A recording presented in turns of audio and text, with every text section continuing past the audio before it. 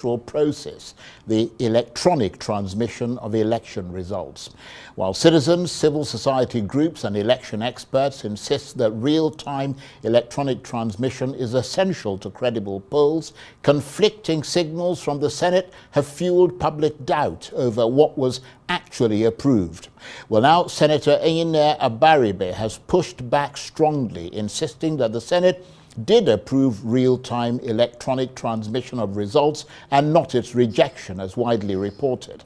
Speaking alongside 13 serving senators, Mr. Abaribe said the confusion lay in the wording, stressing that the Senate approved transmission, not transfer of results, a distinction he calls deliberate and legally important. He maintains that consensus was reached after consultations with INEC and civil society, but admits that the legislative process is not yet complete.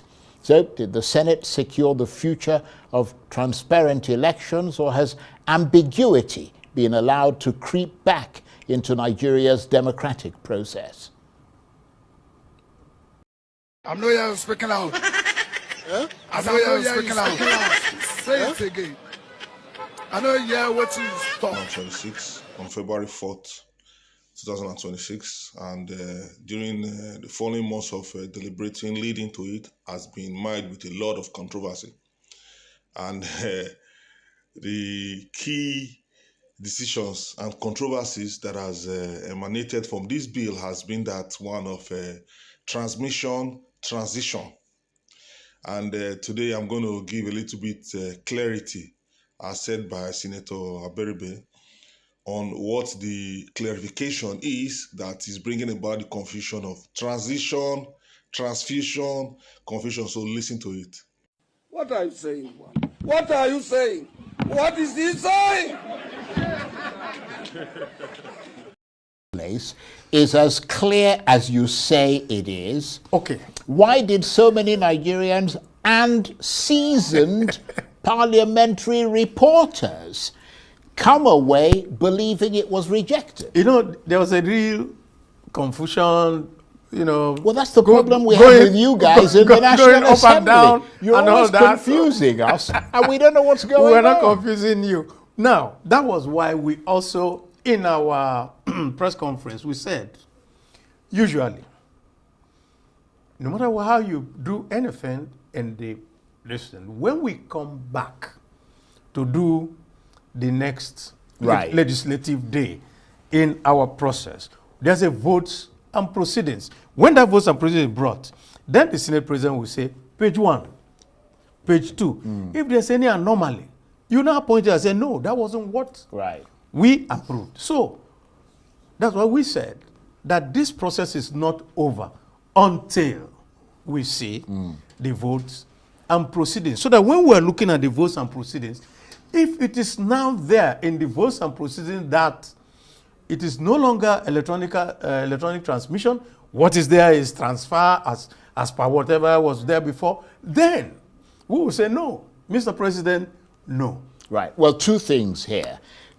Earlier, I read that you said that your integrity is at stake.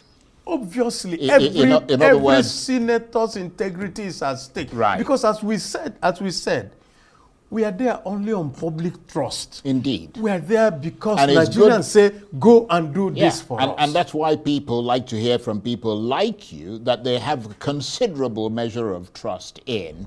You also insist that the difference between transfer and transmission is deliberate.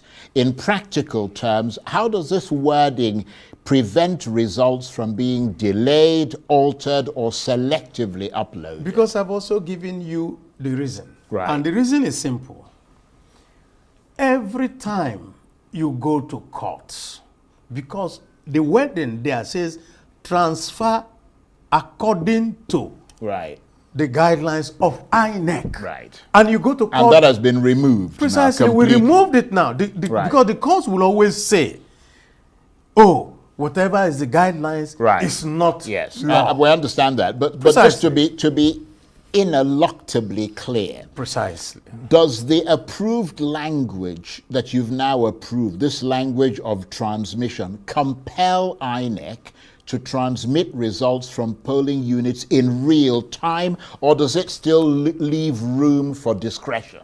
Well, that is why we say it should be transmit in real time. Right. So that there's no discretion given to INEC. So that's the language we should expect to see. That's exactly what we expect to see. And the Right. reason is very simple. And I'd said this, and I always want Nigerians to know. If you claim that you're here on the mandate of the people, at any level in Nigeria, and you're facing an election, for God's sake, why do you want to have something that is murky? Yeah, Why? Indeed. I came here on the mandate of people of Abia South. I will prefer that on the day of election, real-time transmission, let the Abia South people say, we do not want you anymore. Well, that's you. What we want. Yeah, indeed, that's you. But the votes and proceedings have not yet been adopted. Precisely. Until that happens, can Nigerians honestly say that this reform is secure? We can now tell Nigerians, wait until you see the votes and proceedings, because the process of the votes and proceedings is also a process of acceptance or non-acceptance of what you write down. Right. If you now bring it and say, and we look at the votes and proceedings, and what we see is transfer, we will say, no, that's not what we approved. Right. Precisely. Now, as I'm sure you know, having been through many elections in Nigeria on different levels, and astonishingly, you've come through all of them virtually unscathed, which suggests that the public, certainly in your area, have confidence in you. But many Nigerians believe that the political elite, including members of the Senate, fear real-time transmission because it limits post-election maneuvering. How do you convince a skeptical public to the contrary?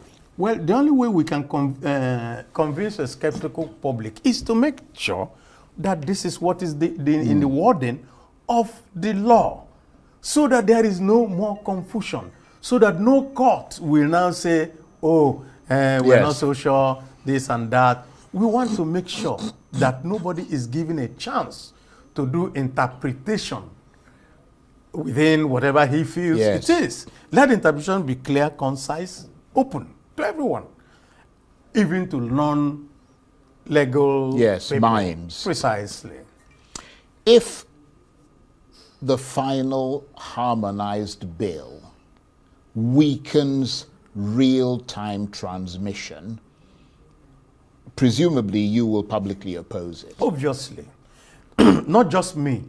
A majority of senators will oppose it. Because we had this whole debate while we were in the executive session. And I tell you the reason why we don't let people, if people see us in executive session, sometimes you want to throw chairs, sometimes you want to throw punches. Well, let me That's why we let me keep it take away you from up the on that, public. because